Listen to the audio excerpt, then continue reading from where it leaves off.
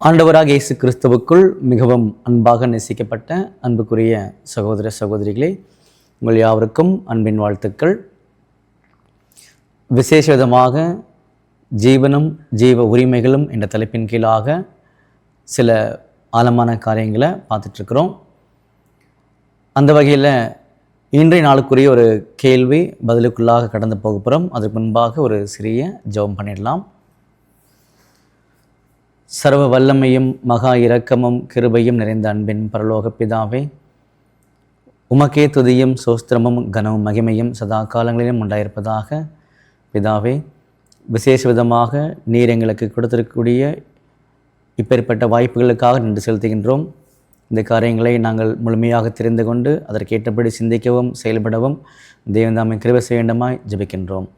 இவை யாவும் எங்கள் மீட்பரும் இரட்சகரும் குருவுமாகிய ஆண்டவராகிய இயேசு கிறிஸ்து நாமத்தினாலே கேட்கிறோம் நல்ல பிதாவே, ஆமேன். அன்புக்குரிய சகோதர சகோதரிகளே, 1912 வருஷத்தில் கேட்கப்பட்ட மற்றொரு கேள்வி, இன்னொரு கேள்விக்குள்ளாக போகிறோம். கேள்வி: ஆதாமுக்கு தற்போது ஜீவ உரிமைகள் ஏதேனும் உள்ளதா? ஆதாமுக்கு தற்போது ஜீவ உரிமைகள் ஏதேனும் உள்ளதா? ஸோ நமக்கு இமிடியட்டாகவே பதில் ஞாபகத்தில் வரும், இருந்தாலும் ஃபுல்லாக படிக்கணும், சரிங்களா? பதில் இல்லை. உண்மையான பொருளில் கிறிஸ்துவை ஏற்றுக்கொண்ட கொஞ்சம் பேர்களை தவிர ஆதாமுக்கோ அல்லது அவனுடைய பிள்ளைகள் எவருக்கும் தற்போது ஜீவ உரிமைகள் கிடையாது. கேள்வி என்னது? ஆதாம் அவர்களுக்கு தற்போது ஜீவ உரிமைகள் ஏதேனும் உள்ளதா? இல்லை. உண்மையான பொருளில் கர்த்தராக இயேசு கிறிஸ்துவை ஏற்றுக்கொண்ட கொஞ்சம் பேர்களை தவிர ஆதாமுக்கோ அல்லது அவருடைய பிள்ளைகள் எவருக்கும் தற்போது ஜீவ உரிமைகள் கிடையாது. குமாரனை உடையவன் ஜீவனை உடையவன். ஸோ மிக சரியான ஒரு வசனம். குமாரனை உடையவன் ஜீவனை உடையவன் அப்படின்னு சொல்றார். கர்த்தர் கிறிஸ்துவை ஏற்றுக்கொண்டு அவருடைய நிபந்தனைகளின் கீழ் வந்திருக்கிறவர்களை தவிர ஜீவ உரிமைகள் யாருக்கும் இல்லை. ஜீவிப்பதற்கான உரிமைகளும் ஜீவ உரிமைகளும் யாருக்குமே கிடையாதுன்ட்டார். நம்முடைய ஆண்டவராகிய இயேசு கிறிஸ்துவை ஏற்றுக்கொண்டு அவருடைய நிபந்தனைகளுக்கு யார் யாரெல்லாம் உட்பட்டு வந்திருக்கிறார்களோ அவர்களுக்கு மட்டும்தான் ஜீவ உரிமைகள் இருக்கே தவிர ஆதாம் அவர்களுக்கோ அவருடைய சந்ததி எவருக்கும் இந்த உரிமையானது இல்லை அப்படின்றத தெளிவுபட பதிவு செய்திருக்கிறார்.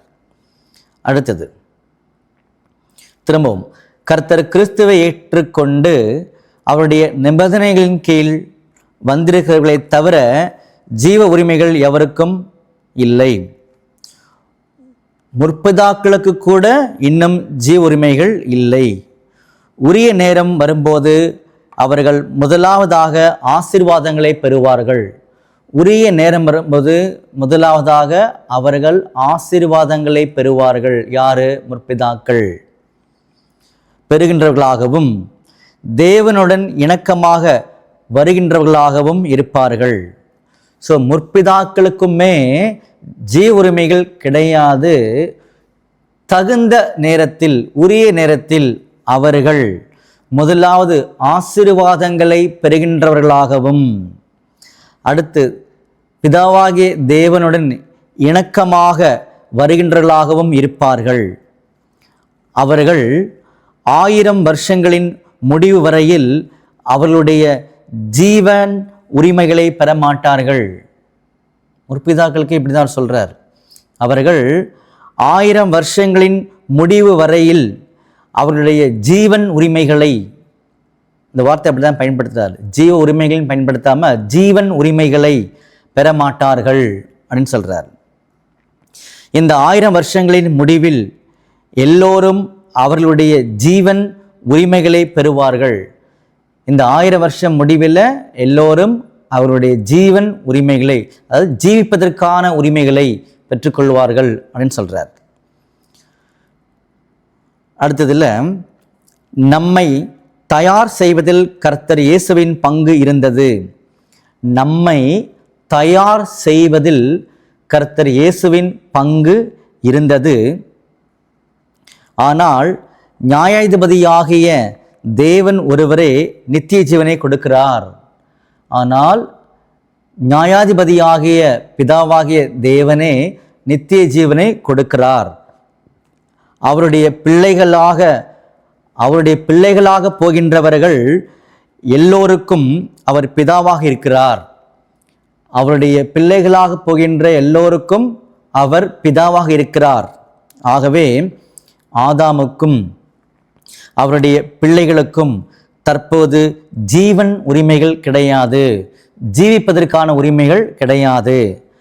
அதற்கான ஏற்பாடு மட்டும் நடந்து கொண்டிருக்கிறது. அப்போ ஆதாம் அவர்களுக்கும் ஒட்டுமொத்த உலகத்திற்கும் ஜீவன் உரிமைகள், ஜீவிப்பதற்கான உரிமைகள் கிடையாது. அதை அவர்கள் பெற்றுக்கொள்ளும்படியான வேலைகள் மட்டும் தற்போது நடந்து கொண்டிருக்கிறது அப்படின்னு சொல்றார். மகத்தான திட்டம் நிச்சயமாக வெளிப்பட்டு வளர்ச்சி பெற்று நிறைவேற்றப்படும். நிச்சயமாகவே இந்த திட்டங்கள்லாம் நிறைவேற்றப்படும்.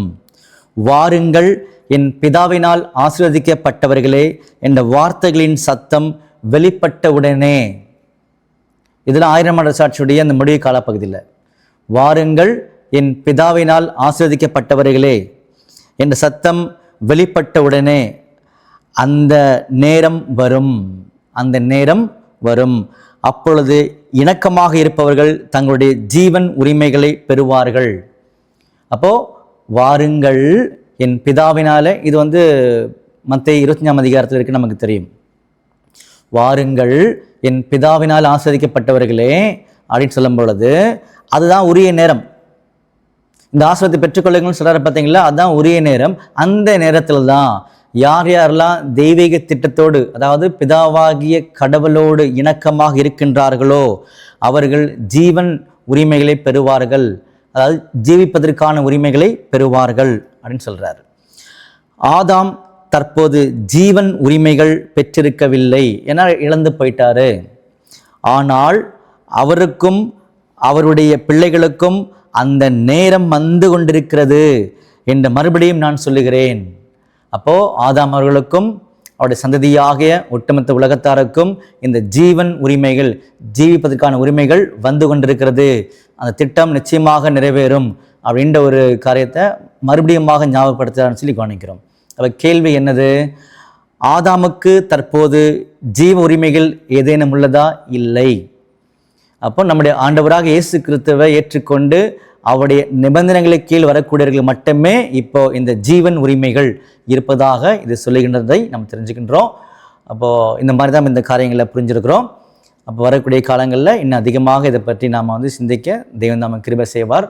இப்போ ஒரு ஜெபம் பண்ணி முடிச்சிடலாம். வானத்துக்கும் பூமிக்கும் ஆண்டவரே, உமக்கே துதியும் சோஸ்திரமும் கனமும் மகிமையும் சதா காலங்களிலும் உண்டாயிருப்பதாக.